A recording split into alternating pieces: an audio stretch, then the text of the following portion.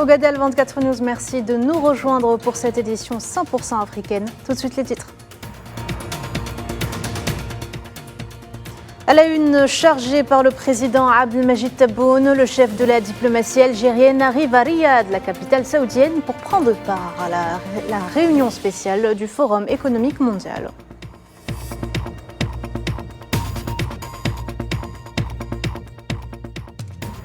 Quelques jours après la visite du président de la RASD en Algérie, le secrétariat national exprime sa satisfaction et salue la position ferme d'Alger à l'égard de la question sahraoui.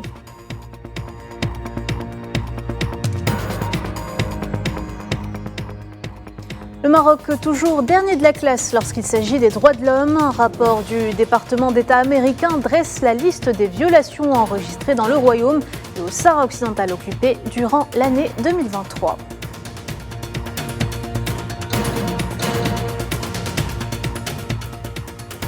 Et enfin, relation tendue entre le Burkina Faso et la Côte d'Ivoire. Le président de la transition burkinabé accuse Yamoussoukro d'héberger tous les déstabilisateurs.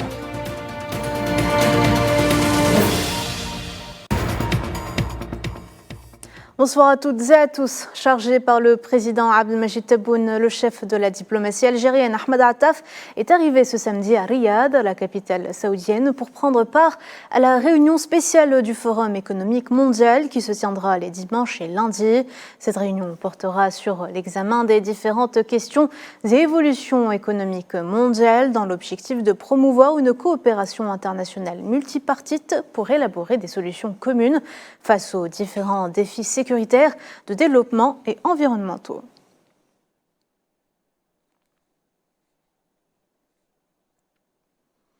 Et puis un mot d'économie ce soir pour vous dire que l'Algérie a réalisé une croissance économique de 4,1% en 2023.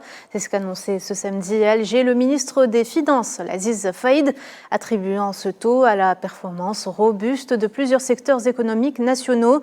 C'était lors d'une conférence de presse sur les conclusions des réunions de printemps 2024 du groupe de la Banque mondiale et du Fonds monétaire international. Je vous propose de l'écouter. To create an investment-friendly environment. Le PIB va exploser. Oui, il est arrivé à 400 milliards de dollars de PIB d'ici 2026, ce n'est pas impossible. Il y a un potentiel aujourd'hui extraordinaire. Le FMI, Banque mondiale, vous le disent, avec le prix du pétrole à 80 dollars, c'est leur chiffre aujourd'hui, hein, on peut y arriver à 340, 350. C'est leur chiffre qu'ils ont publié. Ça veut dire que, imaginez peut-être avec un prix à 85, à 90 durant on va dépasser les 400 milliards.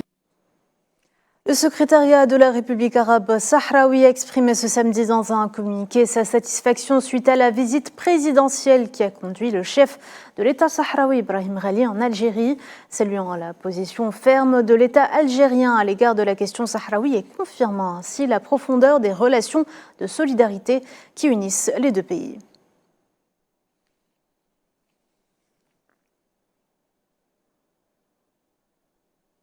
Zoom à présent sur ce rapport du département d'État américain sur les droits de l'homme.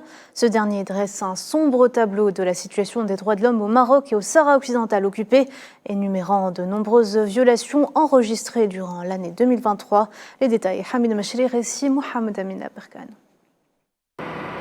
Un rapport du département d'État américain sur les droits de l'homme au Maroc détaille la détérioration de la situation des droits humains au Royaume et au Sahara occidental occupé.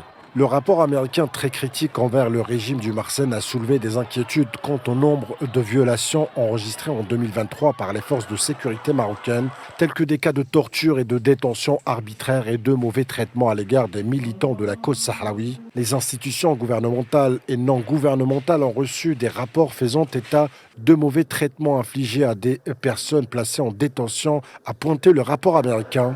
Ce dernier a répertorié 6 plaintes pour torture reçues par le ministère public, ainsi que 47 plaintes pour violences excessives au cours du premier semestre de l'année dernière. Les manifestants indépendantistes sahraouis en faveur de la libération des prisonniers politiques sont soumis régulièrement à des traitements cruels, inhumains et dégradants selon le même rapport. Les forces de sécurité marocaines humilient volontairement les militants sahraouis alors que les plaintes concernant les abus au Sahara occidental sont systématiquement rejetées par les autorités judiciaires marocaines. Le rapport déplore également que les enquêtes sur les abus commis par la police, les forces de sécurité et dont les centres de détention manquent de transparence. Le rapport américain fustigeait aussi les arrestations de personnes par la police marocaine sans mandat et la politisation des procès, notamment lorsqu'il s'agit du Sahara occidental ou de la monarchie, des pratiques qui privent les activistes sahraouis et politiques d'un procès équitable dans certaines affaires très médiatisées, a regretté le rapport américain. Le rapport lui-même rappelle que pour la 8e année consécutive, le Haut Commissariat des droits de l'homme n'était pas autorisé à effectuer de visites au Sahara occidental, alors que le Maroc a entamé le 1er janvier un mandat de 3 ans à la tête du Conseil des droits de l'homme de l'ONU. De nombreuses autres atteintes à la liberté d'expression et de la presse sont répertoriées dans ce rapport, mettant en lumière les arrestations et la condamnation à la prison de journalistes, ainsi que l'usage des lois antiterroristes pour poursuivre des personnes qui expriment des opinions dissidentes. C'est le cas des manifestants anti-normalisation avec l'entité sioniste et les défenseurs des droits humains.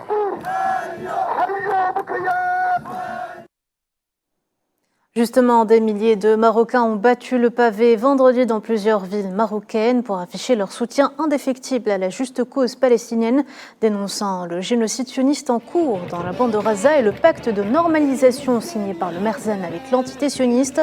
Organisé sous le slogan « 200 jours de résistance palestinienne inspirent la nation », les manifestants ont aussi dénoncé les incursions successives de colons dans la sainte mosquée Al-Aqsa. Ils ont également exprimé et dénoncé la politique de meurtre, de famine et de déplacement forcé pratiquée par l'entité sioniste contre la population de Gaza, ainsi que leur opposition à toute forme de normalisation, et dénoncent aussi la complicité et la trahison de quelques pays arabes qui ont choisi de se placer du côté de l'entité sioniste.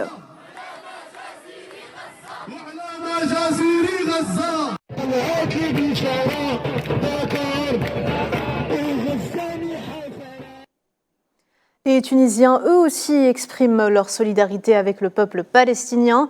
Le secrétaire général de l'Union générale des travailleurs tunisiens a déclaré sur la télévision palestinienne maintenir ses positions en faveur de la cause et criminaliser tout syndicaliste qui normalise les liens avec la partie sioniste.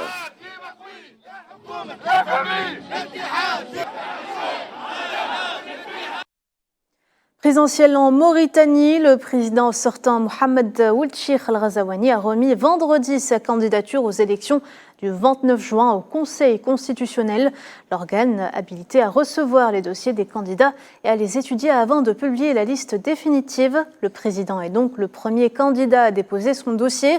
Plusieurs personnes ayant annoncé leur intention de se présenter au scrutin présidentiel sont encore attendues.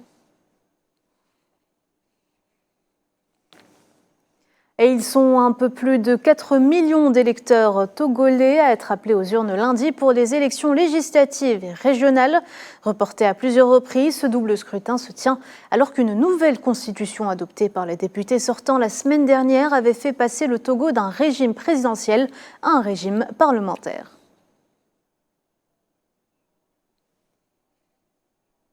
Et après le Niger, ce sont les troupes américaines stationnées au Tchad qui vont quitter dans les prochains jours les quartiers dans la capitale N'Djamena. Les 75 bérets verts déployés sur place pour aider à la lutte contre le terrorisme au Sahel seront transférés vers une base militaire américaine en Allemagne à la suite d'échanges entre autorités militaires tchadiennes et américaines.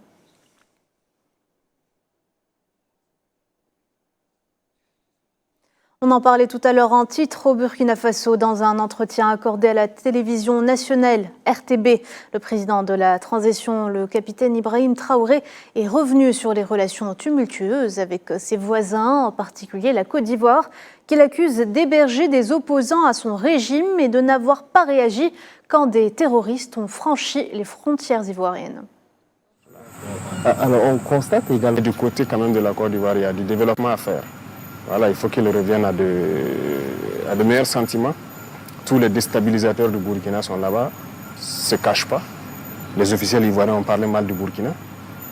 Sur les plateaux télé, vous êtes journaliste, je ne pense pas que le Burkina, une chaîne privée au public, insulte des autorités d'autres pays ouvertement, souvent de façon vulgaire. Ça se fait là-bas. sans mot dire. Voilà, tous ceux qui tentent de déstabiliser qui se retrouvent là-bas. Bon, à un moment donné, il faut arrêter l'hypocrisie, il faut dire la vérité. Il y a un problème. Il y a un problème avec les autorités de ce pays. Intempéries, les habitants de Dar es Salaam, la capitale de la Tanzanie, jugent la situation vraiment effrayante après que 155 personnes aient perdu la vie en raison de fortes pluies liées au phénomène El Niño, provoquant des inondations et des glissements de terrain. Regardez ces témoignages.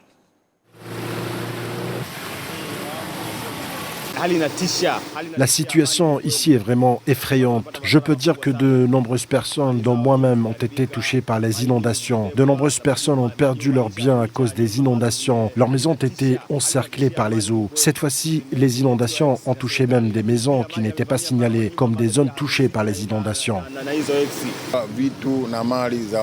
De nombreuses personnes ont perdu leurs biens.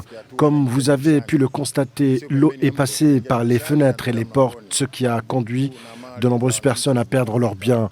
Lorsque les gens partent au travail le matin, il pleut l'après-midi. Lorsqu'ils reviennent le soir, ils constatent que tous leurs biens ont été emportés par les eaux. Dans mon quartier, personne n'est mort jusqu'à présent, mais beaucoup de mes concitoyens ont subi des pertes. Cela fait plus d'1 an que la guerre sanglante a mis le Soudan à genoux et pour adoucir les mœurs, quoi de mieux que la musique et la culture. Et la 8e édition du Festival international du film féminin d'Aswan en Égypte a été une occasion pour de nombreux acteurs et réalisateurs soudanais de parler du désespoir d'un peuple plongé dans un conflit sans fin. Amal Mzianzitoné. 5 courts-métrages soudanais sont présentés dans le cadre de la 8e édition du Festival du film de femmes d'Aswan. Ville du sud égyptien, à 300 km de la frontière soudanaise. Des acteurs et des réalisateurs soudanais de premier plan sont venus soutenir la production de leur pays. C'est le bon moment pour nous de nous exprimer et de soulever nos problèmes, même s'il s'agit d'une simple production, mais c'est l'occasion de mettre en lumière des questions souvent ignorées au sein de la société. Au Soudan, l'industrie du cinéma a beaucoup souffert d'un régime assez conservateur sous l'ère Omar el-Bashir, renversé en 2019. Sous ces 30 ans de règne, de nombreux cinémas de la capitale Khartoum ou du reste du pays ont dû fermer leurs portes. Les conditions actuelles sont difficiles, mais la production cinématographique soudanaise est toujours le résultat de souffrance. Et toutes les productions précédentes, que ce soit le film You Will Die at 20 ou les productions suivantes, ont été réalisées sous des régimes oppressifs. Et maintenant, la répression s'est accrue. Et je ne m'attends pas à ce que l'industrie cinématographique s'arrête au Soudan, parce qu'il y a de l'intérêt de notre part et de la part d'autres. Alors, espérons que cela ne s'arrêtera pas. Dans un Soudan avide de changement, un nouveau cinéma nourri par la révolution, par la guerre et les crises émerge, dans une optique de faire sortir la guerre de l'indifférence et vulgariser les souffrances de tout un peuple coincé dans un conflit qui n'a pas dit son dernier mot. Un sujet qui nous donne envie de découvrir le cinéma soudanais. Voilà, c'est la fin de cette édition. Merci de l'avoir suivi. L'actualité continue sur Al 24 News. À demain.